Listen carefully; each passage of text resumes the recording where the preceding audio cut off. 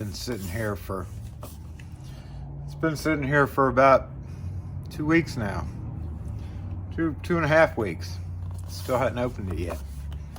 Still hadn't decided. I don't know. I do need the hammer drill part. I don't need it, but I have a hammer drill. For those of you about to say, what do you mean you need a hammer drill? Well, I can't believe you don't have a hammer drill. I do have a hammer drill. It's not this small.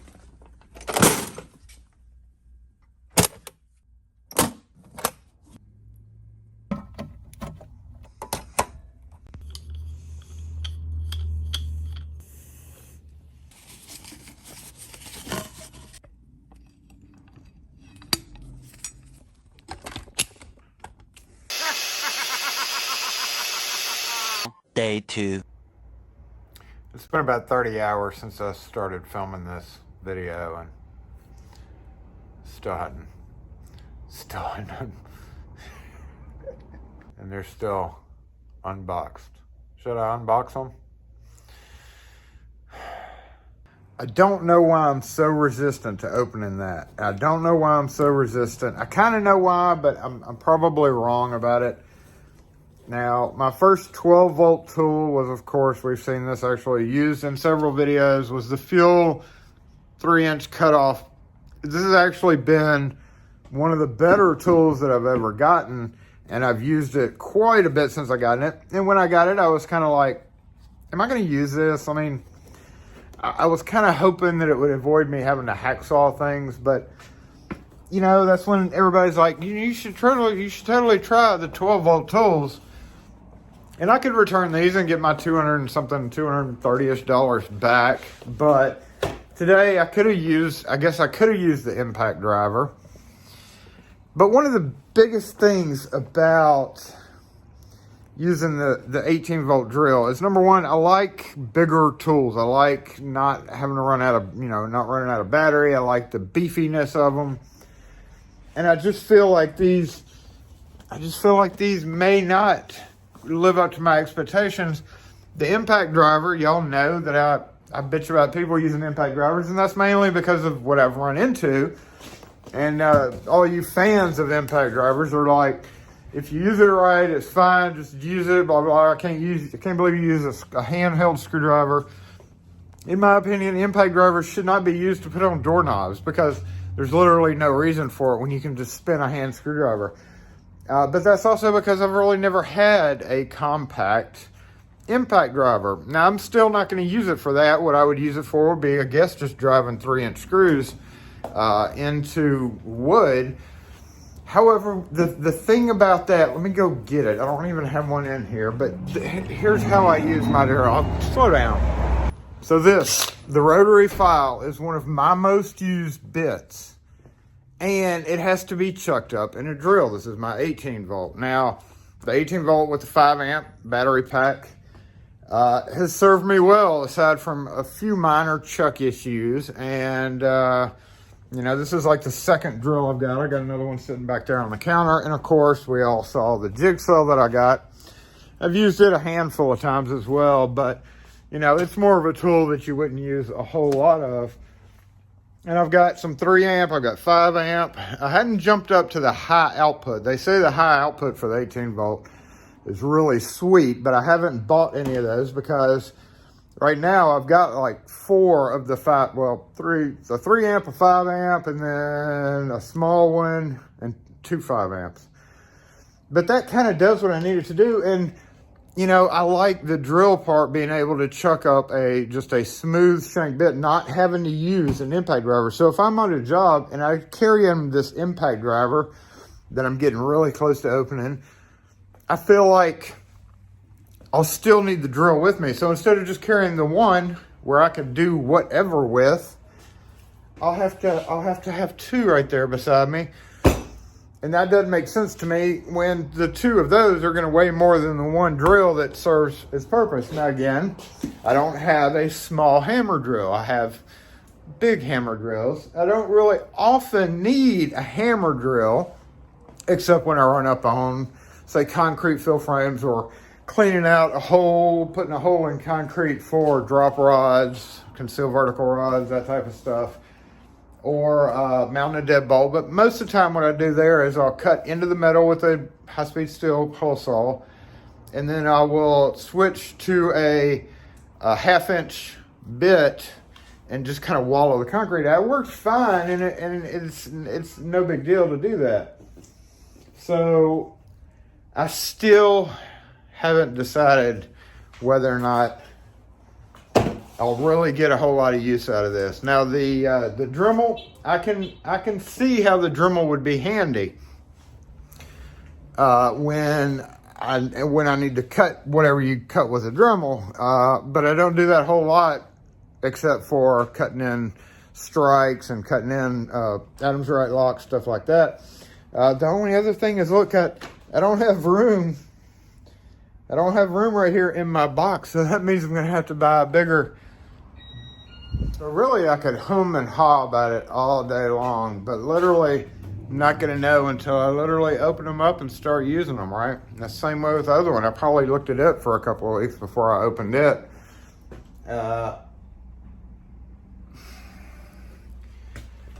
And then maybe a future video to say, hey, I don't like this. Somebody can win it, or hey, I do like this, and I'm happy with it, and I'm happy that I opened it.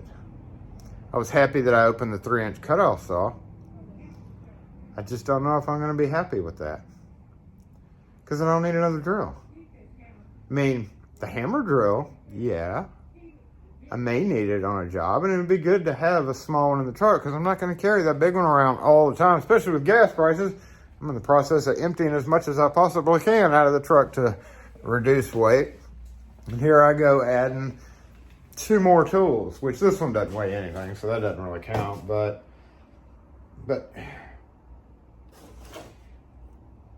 I just don't get you impact driver people. I don't get it. I guess I'll get it if I start using it, right? So frustrating. And I did, by the way, I looked on Amazon for an impact driver with a rotary file. Now, this is literally a file that's round, so it's a rotary file. I did find one that snaps into the impact driver thing, but it's not the same kind. It looks like a little bumpy thing. If I remember, I'll put a picture up here.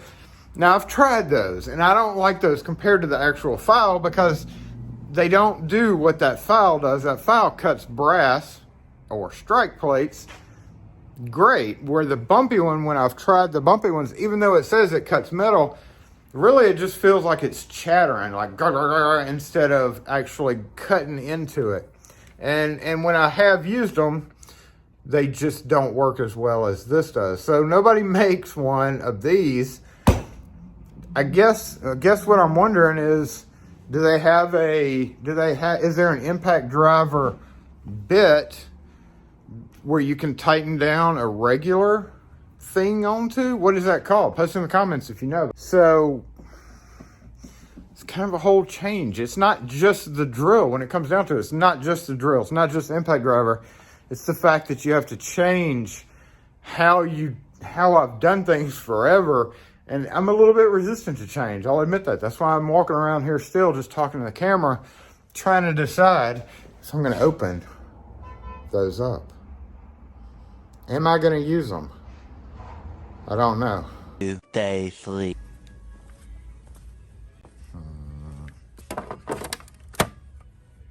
Happy Friday, y'all.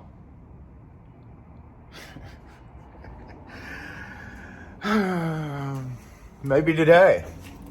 I brought my other toolbox in to get it cleaned up. Thinking about sorting in a couple of my 2 1/8-inch hole saws, because this has this curve. This is an old style Husky. And what they're in right now is a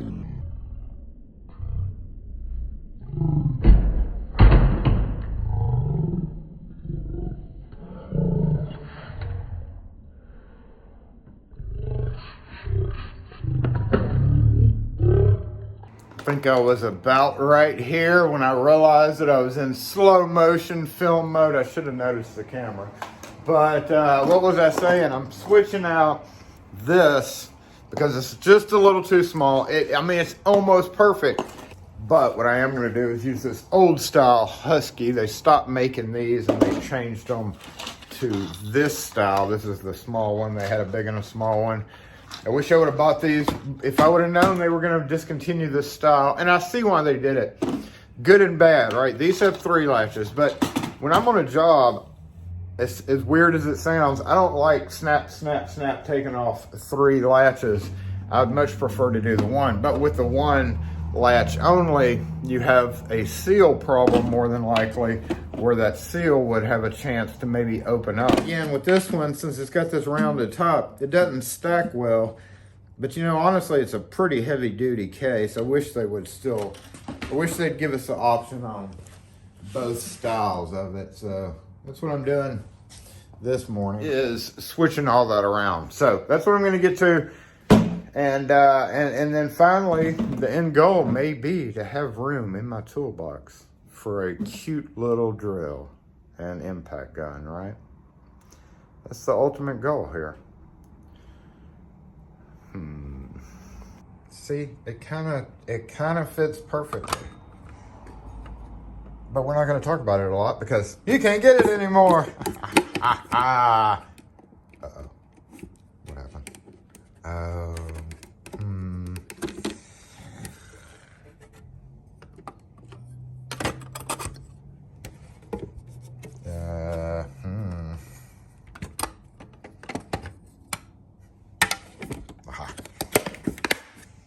All about placement.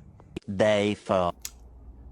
Saturday morning live just ended a little while ago. I filmed a couple of videos and guess what? They're still sitting here and everybody's like, Jason, what in the hell is your problem? I don't know what my problem. I know what my problem is, but you know what? We're gonna freaking open them.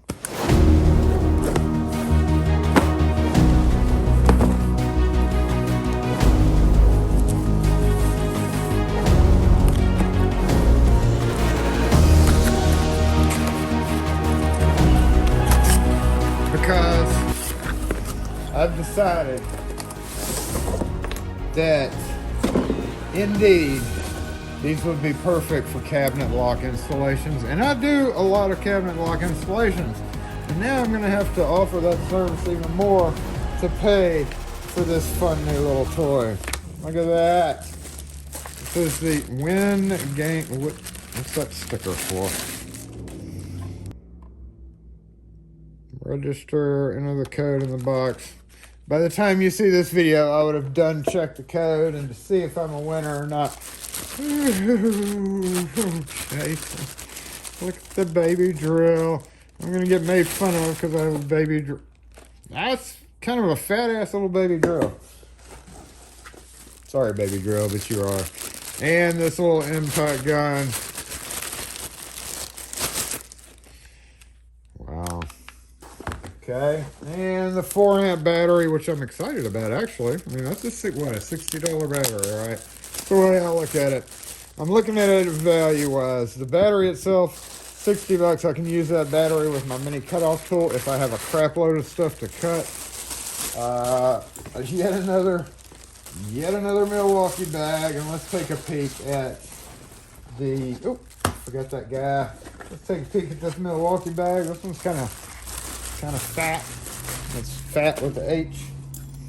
Yeah, it is a fat guy for those few little tools. But I already have a bunch of Milwaukee bags. And somebody did a review on these and they said they were riveted at the handles, and they are not riveted at the handles.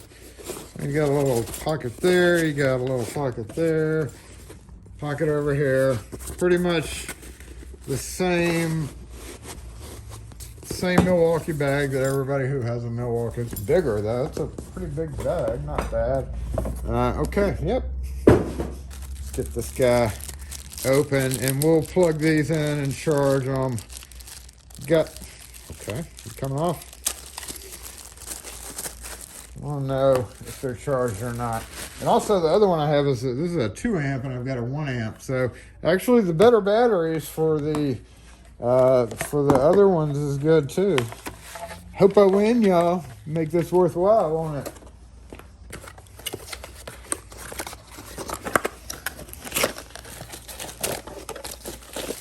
And last, just more paperwork. Nothing else special in there. Some cutoff wheels. I would probably not use those. Those are the danger wheels. We got one danger wheel chuck. That'll be good to use. And then, of course, they really should take a little bit more care with that. I'm very careful, as you should be, with cutter wheels. And that is wholly unacceptable for them to just be loose in a bag like that. So I'm just going to reach over here to put it in with my other ones. We're just going to set that aside. That all goes in there. And let's check this guy out. Let's see, this I can see coming in handy. With it being cordless, you don't have to, you can just grab it and not worry about finding an extension cord. Do we have any go juice? We do. Whoa! We do have some go juice in this battery. Doesn't it tell you somewhere on this tool? Yeah, right there. Ooh, okay, I can see that coming in handy. Pretty lightweight, easily maneuverable. You don't have to worry about a cord getting in the way. That probably worth it. Probably worth it. Let's go with the hammer drill. Now, I will be doing a follow-up video to tell y'all how I ended up liking it. Wait. Bring the thunder. Ooh, it's clicky. Why is that so clicky? Oops.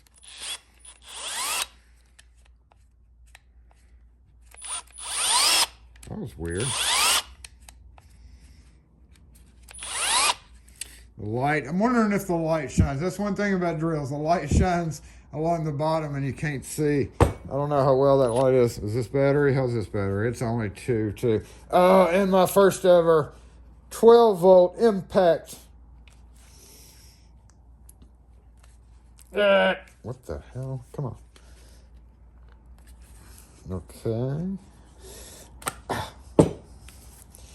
12 volt impact use. Now, one good thing about this is I have a lot of bits over here ready to go. So that, you know, I see how this is a good thing. You just slip it in there and then slip it out when you don't need it. So it goes right in and boom, boom, boom. Let's go try this guy. Okay, what is it?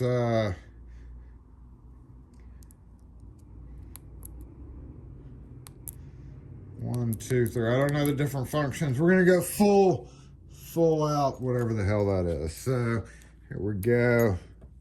Wait, let me.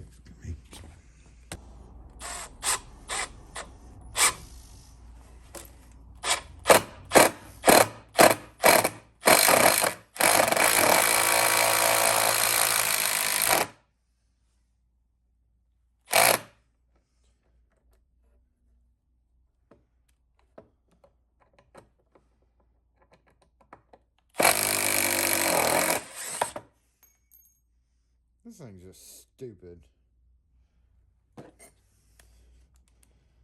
Oh, hold on. I got some screws here.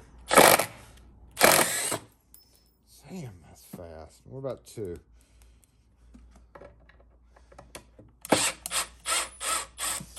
That 2 feels kind of good.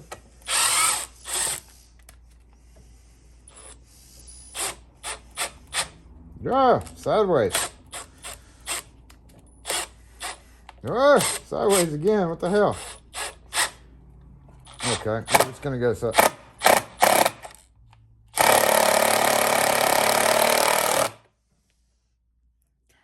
Seems like you gotta put a lot of pressure on that.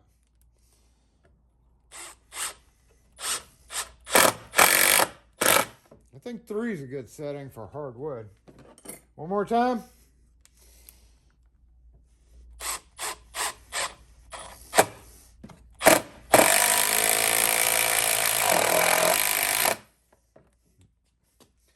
Hold on.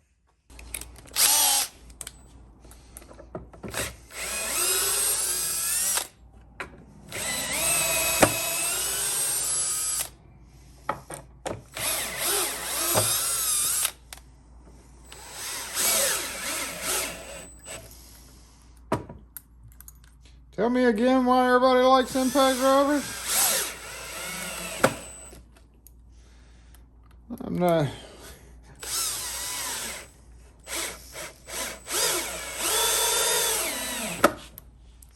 It's much quieter. All right. Well, switching to the new cordless.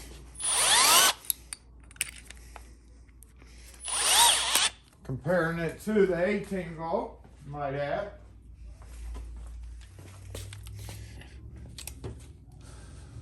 With a 3 amp battery in it.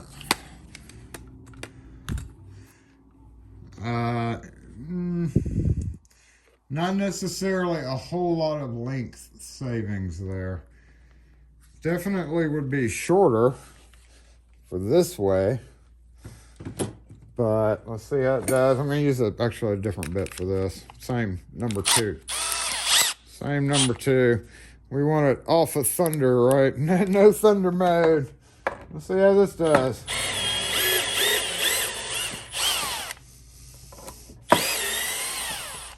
So anybody want to buy a Rotary Tool impact driver?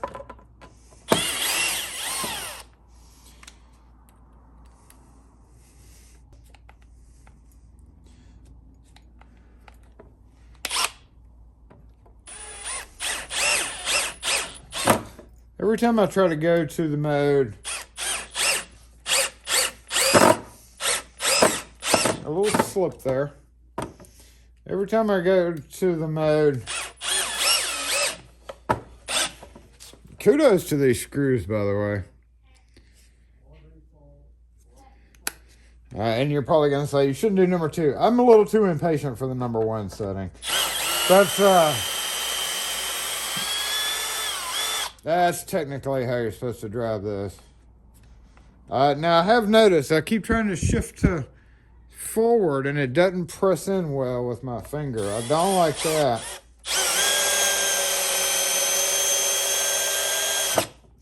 Plenty of power to do it, though. Of course, it's heavier with a 3.0 and I've got a 5.0, but I'm a cute little guy. It's a cute little guy. What about the hammer drill function? That's literally just for hammer drilling, isn't it?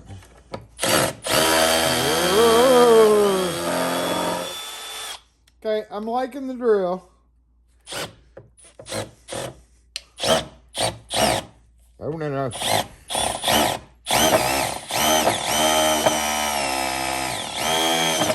Notice it did slip quite a bit on that, so let's go ahead and get it out. It's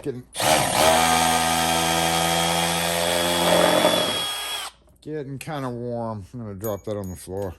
Honestly, the hammer drill part may be my favorite part. Belt clip, I'm not a big on the belt clip, but you never know. Make them in handy. So anyway, there we go. Jason finally decided to stop being ridiculous in his video and got the new that we're going to do another video on all these after I use them, because as I mentioned in the beginning of the video, you cannot really tell if you're going to like something until you literally use it. Still don't like it. Still don't understand, but I don't drive a lot of lag bolts and stuff like that. Literally that 3-inch screw, it's a number 8 screw, is driven pretty easily by itself with a regular drill. I don't know. Y'all told me to open it, so I freaking opened it. So it's mine now. Yay me. Thanks for watching, y'all, and I guess one day we'll just have an update video to see how Jason is enjoying the new 12-volt tools. Thank you for being bad influences, each and every one of you who have spurred me on to buy the 12-volt because it's like the most awesome thing ever in your opinion. I really appreciate you encouraging me to spend the money on that. Now I got to go install a bunch of cabinet locks or something. I got to come up with ways to pay for that, to make it useful.